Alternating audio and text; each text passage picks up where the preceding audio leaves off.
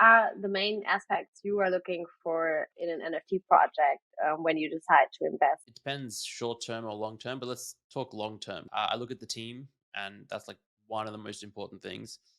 And it used to be if there was like a team that was very experienced in running businesses and seemed smart and connected and capable, I was like, oh, that's great. Now I think I look a little deeper and I think, is this the right team for a Web3 project? Because I think you can be successful running companies, but it's very different to run a Web3 company. And I think that sometimes some of the best projects are run by people who haven't had traditional you know entrepreneurial experience.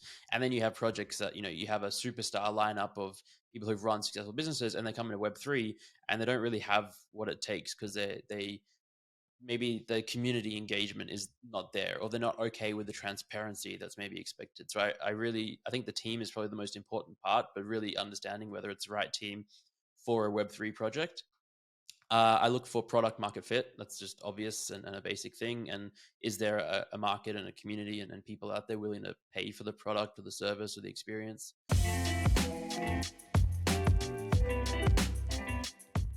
Hello and welcome to another episode of ZenAcademy Mentorship Sessions. I am Zeneca and I'm here with the lovely Christina, my co-host, and we're joined by Vanessa from Female Pleasure Society. Just a brief top-level intro about what these mentorship sessions are about. Every few weeks, we have a ZenAcademy community member come on to present their project, show us through some slides, tell us about it.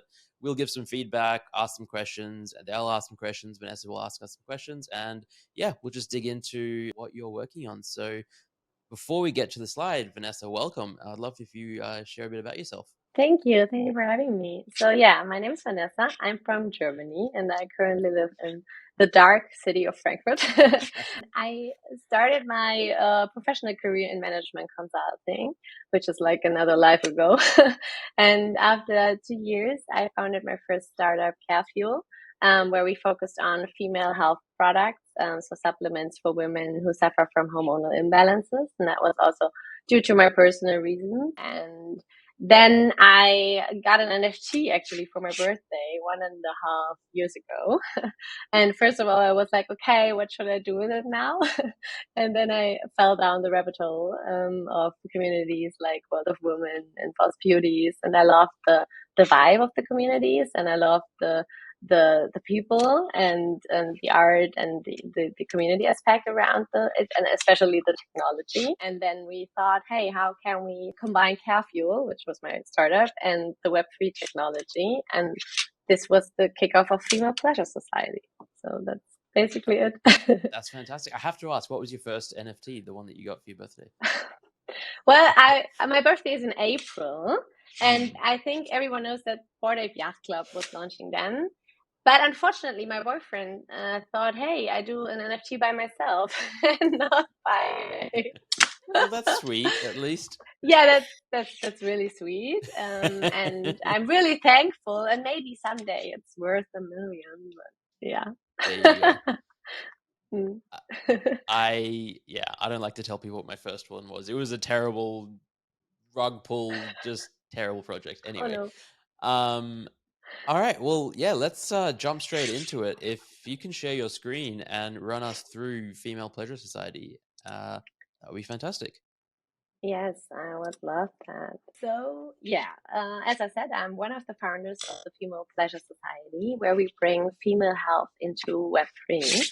And we saw two major problems, actually. So, first of all, 17% of women struggle with sexual and libido problems.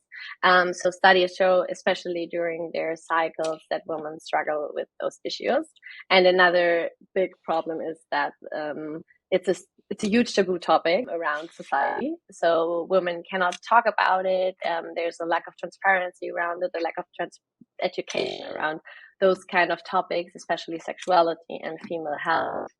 And we thought, hey, let's create a brand around it. So therefore, we founded Female Pleasure Society, where our mission is to create a community, a path for women to a self-fulfilling life where they are empowered to own their sexuality, but also their female health and get education around it. So how do we do that? We combine female health products with a community-centric brand building. So we developed different female health products, such as a supplement for women, and we also are currently in developing of a intimate care line for women. And those products we combine with, or we want to include our community around it. So we provide our community educational content, for example, and we also want to include our community in co-owning of the brand so that they have voting rights, where they can participate in new product decisions or packaging or taste of the product.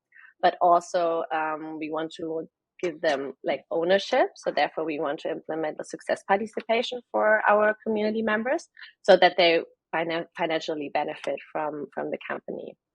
And well, especially the two last points, the community aspect and the co-ownership, we use the NFT technology for that.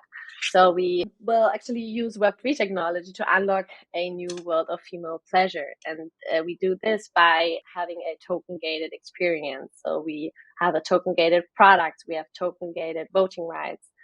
We also use contribute to earn in the future, where community members can financially benefit from our company. And we also did like an OG Genesis drop.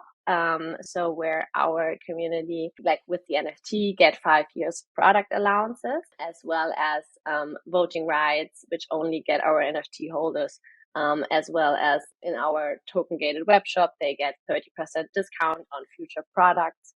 So we really want to include our community in this ecosystem of NFTs.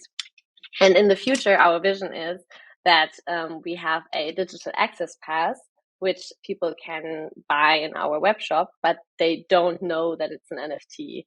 So behind the digital access pass, it's the NFT technology, but the front people only see that it's a membership card to our society. And I think this is how we get how we can grow our community into also Web2, because we are a niche project and we have like niche customers or niche target group.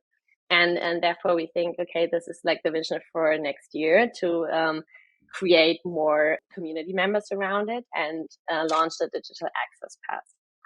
So maybe a few words about the product, because we really looked really deep into science, and we developed a huge formula for where we use studies for women bodies, especially around low libido and mood swings. So the natural liquid supplement, it's a liquid, it's 50 milliliters. You can power it in water and drink it. And it's for women who suffer from mood swings and libido loss, and it strengthens their sexual health and mental well-being, and includes 6 natural ingredients such as vitamins and micronutrients. This formula is actually so unique that we are also in a patent process, and it's produced in Germany, and we only use natural ingredients, which is really important for us. And especially we are also developing a new natural intimate care line. So we have like female care products like a shower gel and a cream, as well as a lubricant, which we'll be launching probably beginning of February next year. Maybe a few words about the market, because we have 2 main markets we are tackling right now. So first of all, the global sexual wellness market, which increases by 7% in the next years, as well as the Web3 market, which increases exponentially in the next years. And therefore, we see huge growth opportunities because we combine those 2 markets. We also have some traction over the last month. So we grew our community of 5,000 followers on Twitter. We also had a free trial package in our shop, which we shipped out to 200 community members even before our first drop. We did some collaborations with big NFT projects, but also with Crypto.com, where we did our first drop a couple of weeks ago. We were accepted for the Hedge Hack by the Hack by Randy Zuckerberg, which we're really excited about. And we also collaborated with the big sexual wellness company Love Honey, where we did our first sexual wellness store in the metaverse, which was really exciting as well. Maybe a few words about the team. And so we have 3 co-founders, Cornelius, who is also my partner in CareFuel as well. And he compliments me. He's more the financial guy. And then there's Holger. I think, Zeneca, you know him already. I do. And I love him. he, Head of Brew Society. and yes, exactly. He founded the first NFT meta brew or beer brand in Web3, and he's also a serial entrepreneur. So maybe a few words about our roadmap and where we come from. So we started the project back in March, where we grew our community organically, and then we did an OG NFT drop back 4 weeks ago. And next year we start setting up the token gated web shop where our community members can access with the NFT and get our product, as well as we will launch the digital access pass and the new intimate care line probably around February next year. And then we will create a revenue model around retail marketing. And we are already in collaboration with the Douglas, or we different discussions with Douglas and Amazon to launch our products there. And end of next year, we explore the contribute to earn system for our community members to benefit financially from our company. And as I said, we will do a OG Genesis drop before Christmas, where everyone can buy our NFT and get like the OG Genesis benefits around it. And yeah, we really want to use the Web3 technology to build a new kind of brand around female health and pleasure, and really want to include our community, especially with co-ownership and voting rights. Thank you for listening. Thank you so much. That was wonderful. Thank you. Yeah, and especially also because you're not feeling well, so really appreciate you going through the whole presentation. That was really, really good.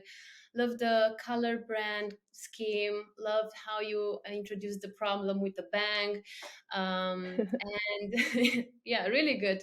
Keeping the audience on there. What else, what I loved more, you framed the problem really well, the traction, the total market, and the roadmap as well. Love that you took the time to explain each team member, their experience, and that's so important because you guys, this is not your first radio, so it's second, third time for many of you, so that's great. I do have a few questions.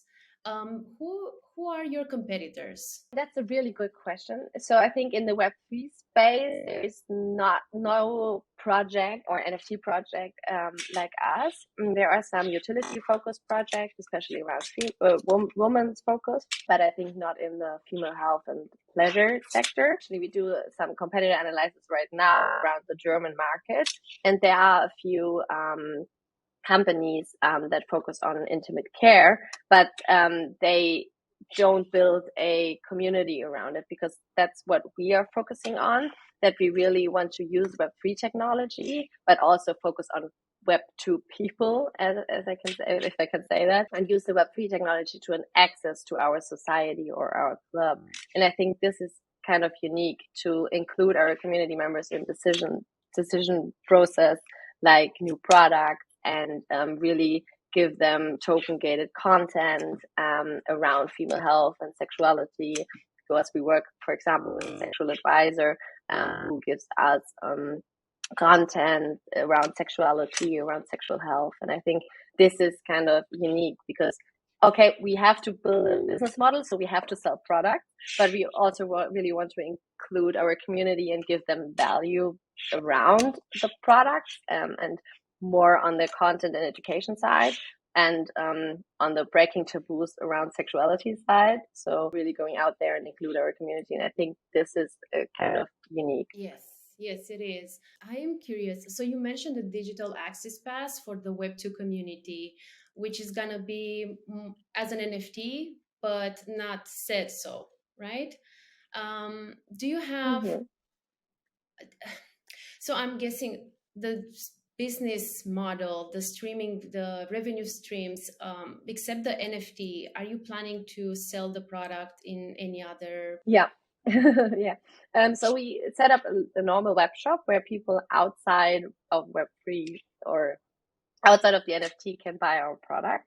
But our NFT holders, especially the OG Genesis holders, will always get the most benefits. So they will get 5 years product allowances of the supplements, for example, but they also get 30% discounts with their NFT. So they can access the web shop with their NFT and get 30% discounts or early access to, for example, the new intimate care line. So they will always benefit financially or like benefit in terms of early access, for example. But for building a brand or a company, we have to like build a revenue stream, and therefore we will open the web shop to the public where people can buy our product, or like we do with for example Douglas, when we use different retailers to sell our products, for example. Sounds amazing, especially that. And I saw you mention collaboration with other 50 NFT projects. I'm curious how you're leveraging that collaboration. So we leverage that, for example, for the first drop or for the Christmas drop right now. So we did some Twitter Spaces, for example, or some giveaways, or we also did some co-branded label version for the free trial package of supplements with different NFT projects.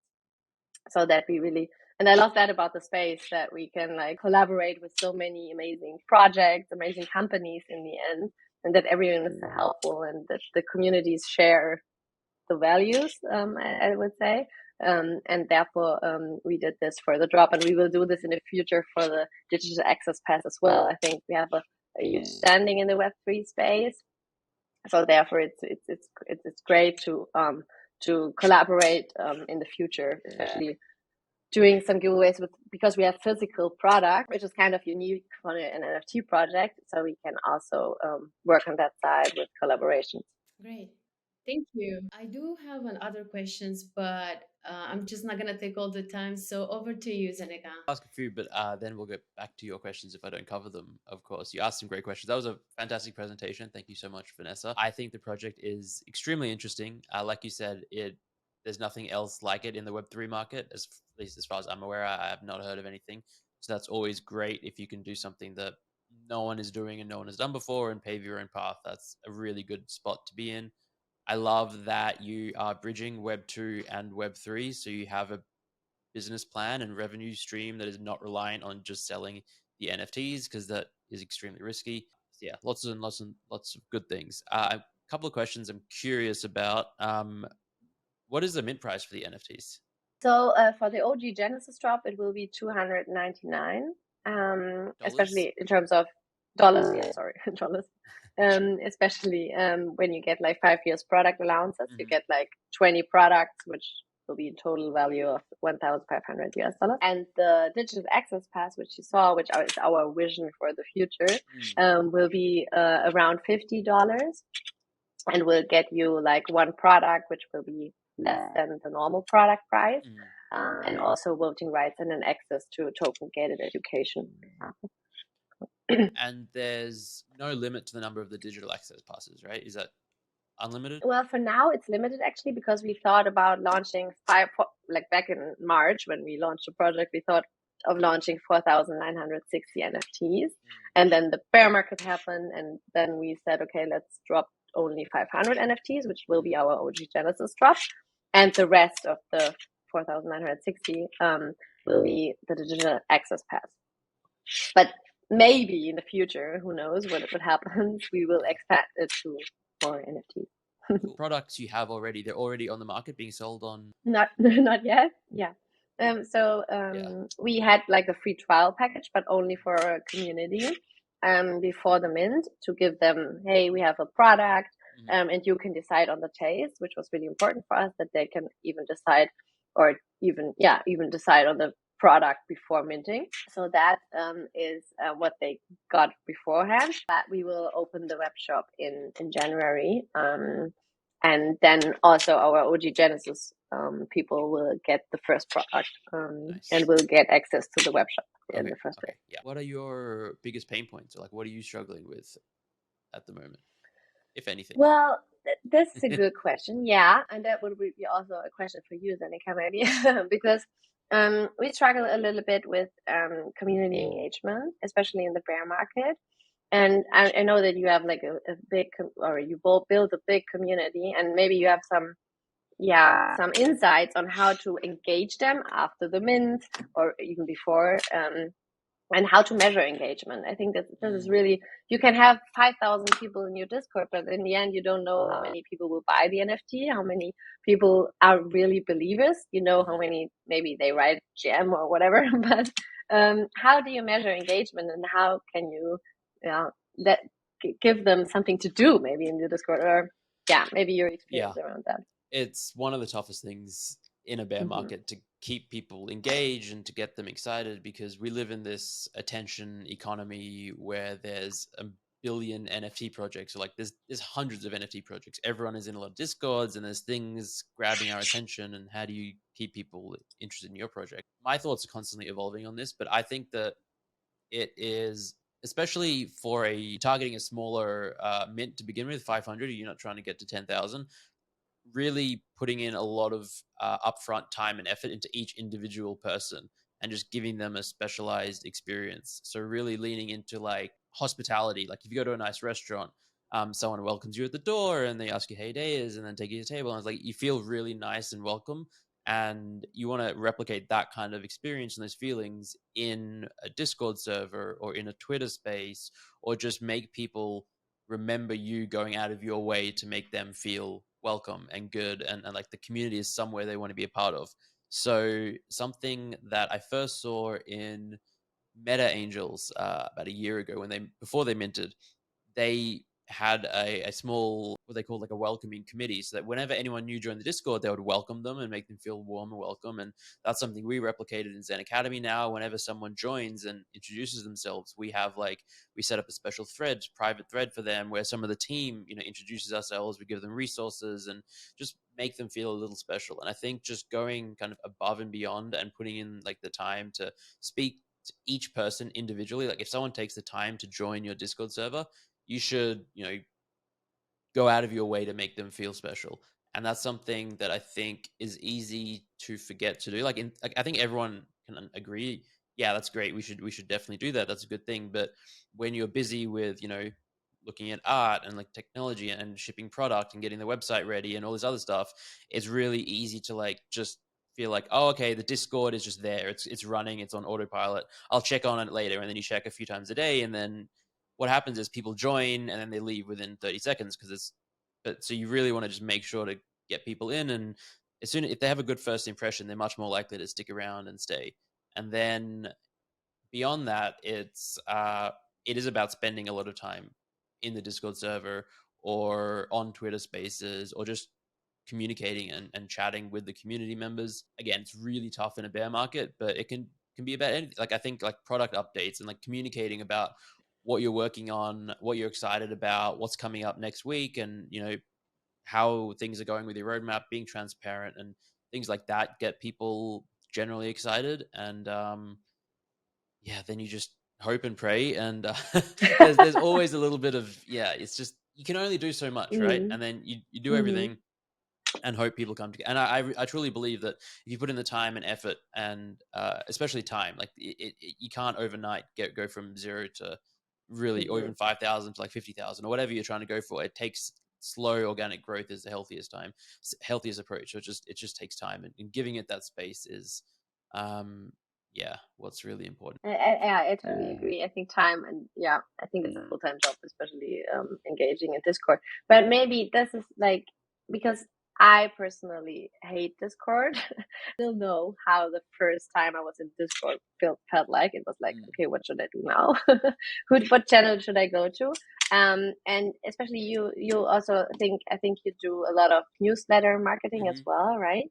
And so we do that as well. I think that's amazing, especially with Web2 people, or in general, it's an amazing tool. But do you have like some different tools or maybe something else, because I have like a Telegram NFT project as well, who uses Telegram, but something more more easy. I think you're covering it. So like what I normally recommend is email. Like you're already doing that, but I think email is the best because everyone has an email address and everyone understands email and everyone, you can go directly to them. People don't necessarily check Discord every day or every week, or sometimes people join and they leave. But if you have their email address, you can always reach out to them with important updates. And I think that it is the most underutilized part of Web3 at the moment. 6 months ago, almost no one was using it. Now there's a few projects starting to use it, but I think that is the simplest. And then Telegram, WhatsApp. Even I've heard, I know WhatsApp is a bit taboo because of phone numbers and security and anonymity, but Telegram kind of serves the same purpose. But especially again, if you're in the web, like trying to bridge web 2 people, like Discord is so difficult and overwhelming, and Discord's great for like appealing to the web 3 native community, Discord and Twitter, but the web 2 community, it's like it's Instagram and TikTok and WhatsApp and email and YouTube, and it's not Discord. So it's tough to straddle both. I would even say if you're not able, willing, or even you don't really want to put in a lot of time with Discord, it might even be worth considering shutting down the Discord and not having a Discord server and then only communicating via Twitter and email. And because like an understaffed or undermanaged Discord server, I think is worse than no Discord server. If someone joins Mm-hmm. and then they don't have a good experience, that's a bad experience. And there's like a negative thing. Whereas if it's not there, it's like, oh, they don't have a Discord. How else can we? I'm interested in the project. Oh, they have an email list. I'm going to sign up for that.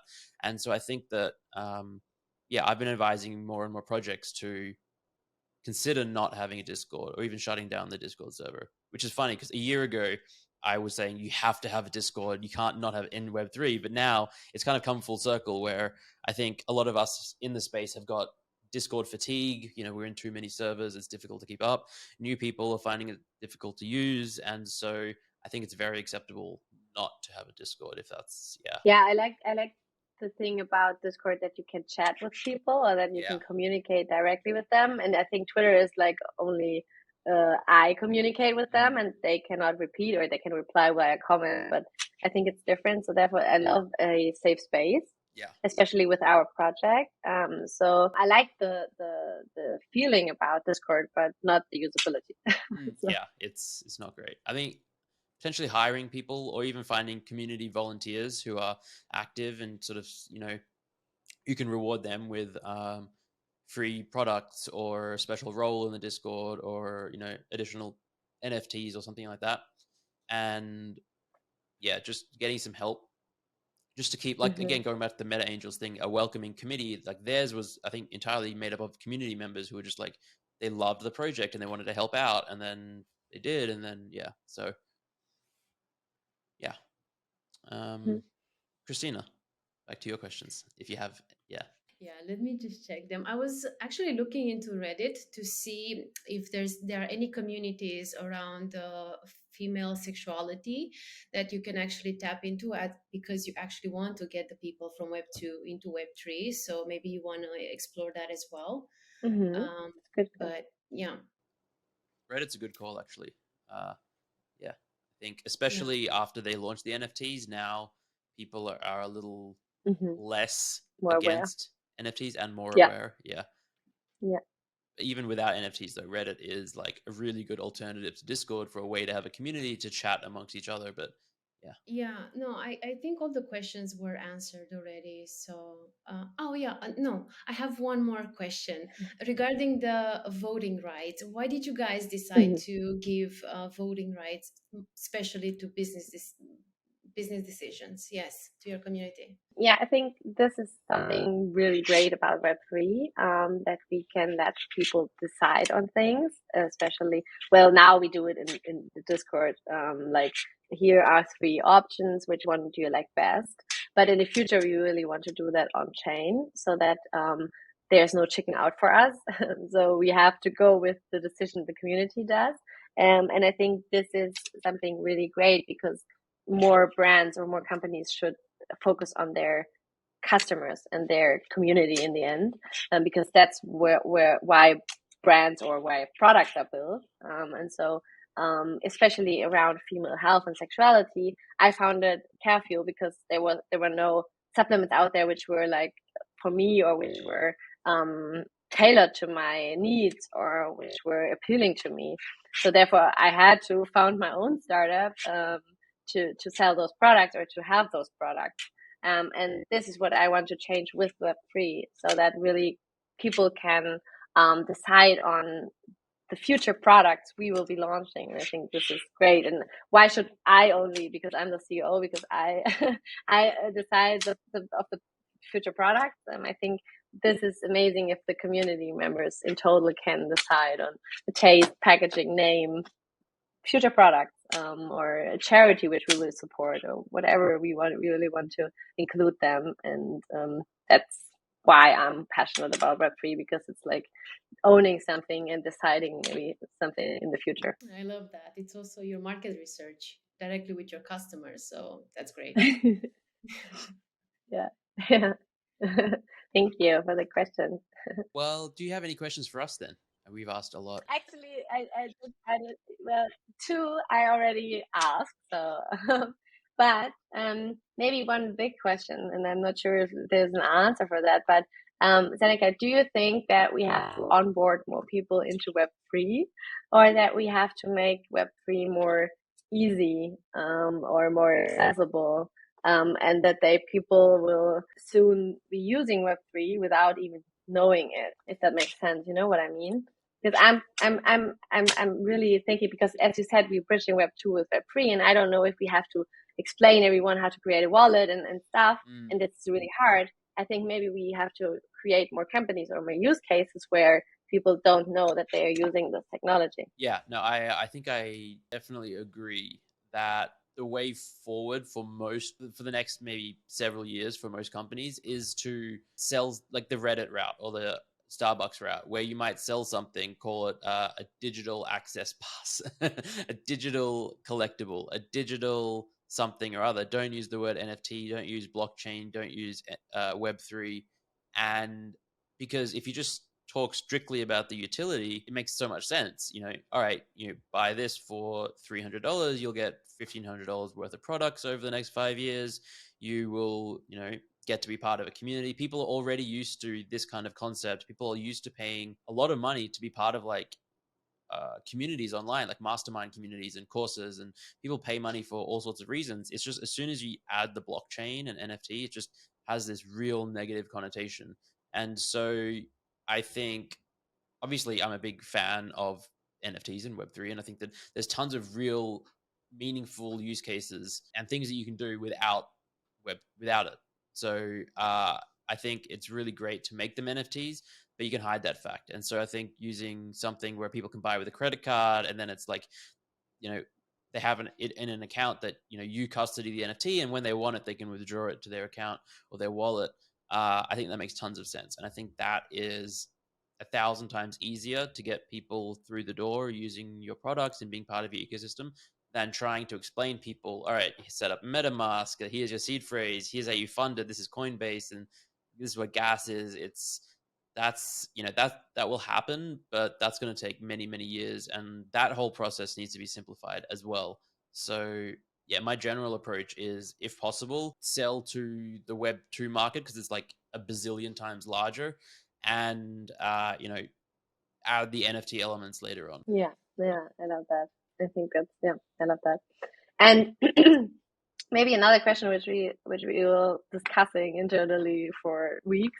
How do you see the transparency aspects with regards to token gating and access to content and products and whatever? Because especially in our field of sexual health, where people maybe don't want that everything is open on chain and everyone sees, he or she bought a female health product or whatever.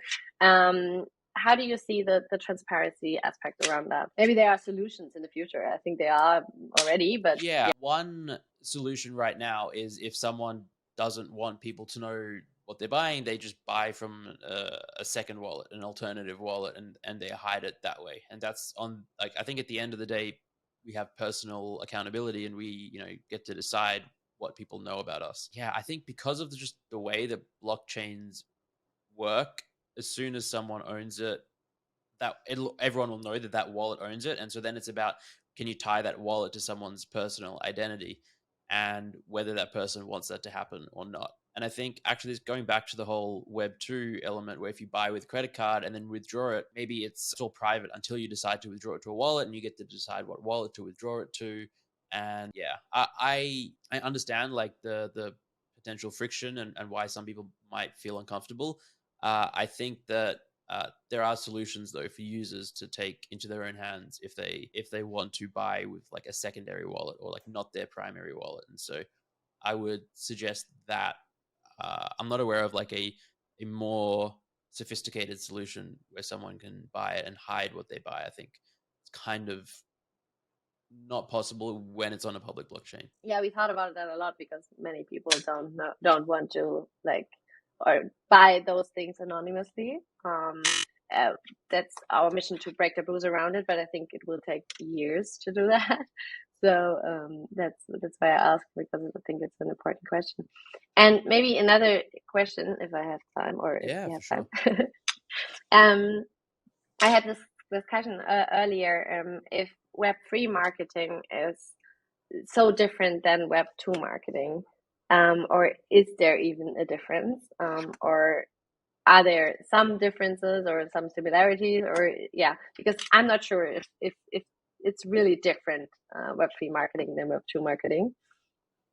And maybe you have some views on that. So I would say at the end of the day, if you get it really down to the core, there's no difference. You know, marketing is marketing, and you're trying to get people to buy a product, or you're trying to share your product with the right audience. I think there are differences though in the approaches that work better at the moment when it comes to Web 2 and Web 3. And I would say a big one is in Web 3, a lot of people are kind of allergic to paid marketing. You know, if someone sees a paid ad, or if someone pays an influencer, it's like a terrible thing. And it's a really, because historically so many scam projects and rug pulls, they paid for ads and they paid influencers to pump their projects. And so most of us in the space, we have our guard up. We're like, all right, we don't want to like honestly, if I'm scrolling Twitter and I see like a promoted ad and it's like an NFT drop, I'm instantly thinking it's a scam. And so it's going to take a long time for that stigma to sort of, break. And eventually I do believe that, paid marketing and sponsors and all of that kind of regular Web 2 digital marketing stuff will be normalized in Web 3, but currently it's not. And so that makes it difficult for a company trying to sell, because a lot of the traditional ways that you might market in a digital space are not really useful. So then it becomes more of a grassroots organic marketing style of approach, where it's like word of mouth, and you have Twitter Spaces, and it's a lot more hands on. Whereas Web 2, you can just buy Facebook ads, you can buy ads, and then it kind of works some magic. And even though ads are getting more expensive now, there's a science to it almost. There's less of that in Web 3. So at the end of the day, I think there are some different key differences in the approaches that work. Yeah. Yeah, I totally agree. I think, especially with the organic approach, I think this will get harder as we move on. I think like 6 months ago, it was totally easy to launch an NFT project and sell out, and now it's like way harder. So I totally agree. And what are the main aspects you are looking for in an NFT project, when you decide to invest in one, or a Web3 company, or yeah? Yeah, for me, it depends short term or long term, but let's talk long term because that's easier to think about. I look at the team, and that's like one of the most important things. And it used to be, if there was like a team that was very experienced in running businesses and seemed smart and connected and capable, I was like, oh, that's great.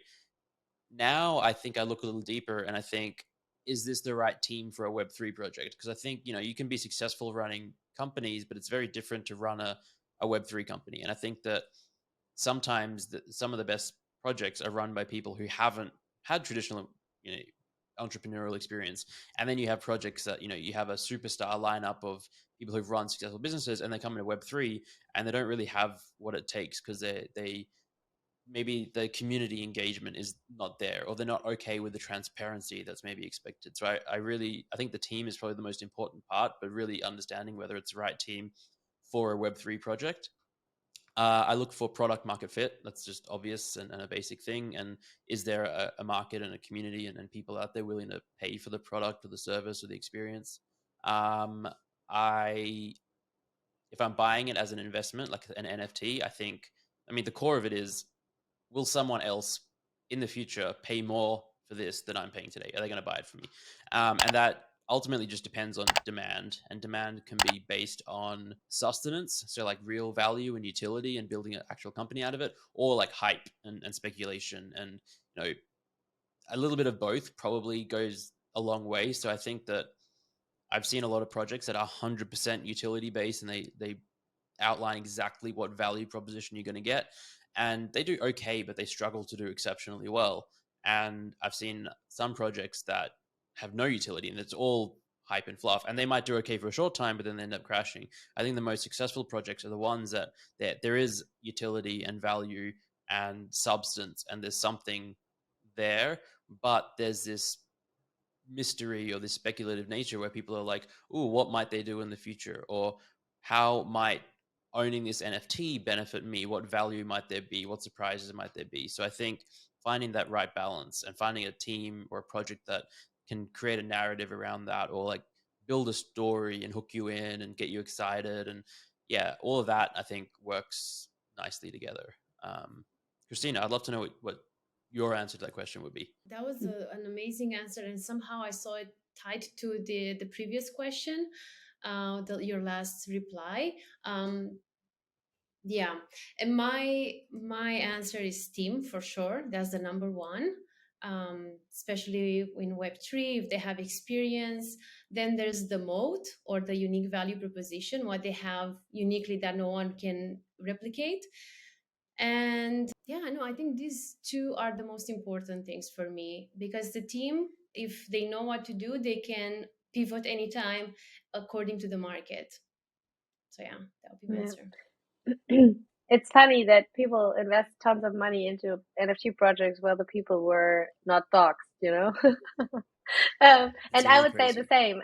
Yeah, that's a little crazy, right? I would say the same. I would think the team is the most important part into investing in anything. Mm-hmm. The people behind, because I think people buy from people. But back in like 21, everyone bought something from Anonymously, yes. anyone. Oh, what a Yeah. wild time that was. Yeah, it's just funny Good old or not days, the funny. I bad don't old know. days. I don't know how to look at it, but yeah, Yeah, yeah. the olden So days. yeah, thank you so much for sharing your experience and sharing your opinions about my questions. This is amazing. Of course. It's really valuable. Uh, yeah. Do you have any other questions that you have?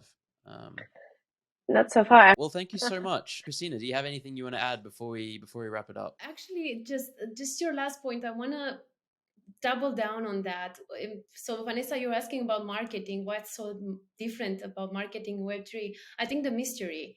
What doesn't work in Web2, this is what works in Web3. A more mystery add and what can be in the future, I think that works best. Yeah, That's what I wanted to add. that's such a good point, and it's so difficult to straddle the line between having mystery and having suspense, but also not misleading your community and consumers. And you can't like pretend, oh, we're going to be, the next Disney, and then you have no actual plans to do that. You Yeah. just get people buying because they think of that. So yeah, it's a difficult line to straddle, but it's definitely one where I agree. It's like mystery helps build speculation and hype and anticipation, but it's only meaningful if it's built on like substance, a house of brick and not sand, like so many projects have been. But yours is not. Yeah. Clearly, you've got a whole business plan and products and revenue streams, and yeah, which So is very exciting. very exciting. It's very exciting. Oh, I have one more question that I like to ask everyone. And where do you see this all in 5 to 10 years? Oh wow, this is a big question for the end. We'll end with a nice Well, softball. yeah, thanks for that. Well, my personal goal is that we are not ashamed to talk about sexuality, to talk about women's health, to talk about women's sexuality, and to use Web3 technology to make our customers, community members, to owner of our company in the end, and therefore to create a safe space for women, for men, for everyone. I think it's not only for women, because I think also men should know a lot about women's health and women's sexuality. And therefore, I think this is such a huge taboo topic right now in the 21st century. And I hope in 2 years, but let's say 5 years, everyone can talk openly about it, not behind closed doors, and know or be educated, especially in school. I think this is also a huge topic where we have to, well, this is another topic for another session, but where we have to go into and educate the children in the end. So I see Female Pleasure Society as really a society for women to be themselves, to have products which help them, especially on their health side, but also educational platform where they can share experience, where they get education, and a club where they can be safe and talk about everything they want to and get education and everything they want to. And who knows where Web3 technology is? Maybe it's like Web5 or Web6 or Web10 or whatever. So more technology enabling to give community members, customers, a better experience to build new brands around female health and women's sexuality. That was such a Is that perfect a good answer? That was I don't know. fantastic. Yeah. That was such a All great right. way to round out and end the episode. Where can people find out more if anyone's interested in learning more about the project, the community, where website, Twitter, yeah. Yeah. So yeah, we have a website, femalepleasuresociety.io. Everyone can write me on LinkedIn, Vanessa Schäfer. I think We'll put you will links find me. below. Yeah. Yeah, perfect. And Twitter, FPS_NFT. There's every update, and but website you find everything you need. Fantastic. Well, thank you so much. This has been a pleasure. Thank you so much for being here. A pleasure. Pun unintended, but appreciated. Very welcome. Yeah, like everyone. Yes, thank you, Christina. Thank you, Vanessa. Thank you.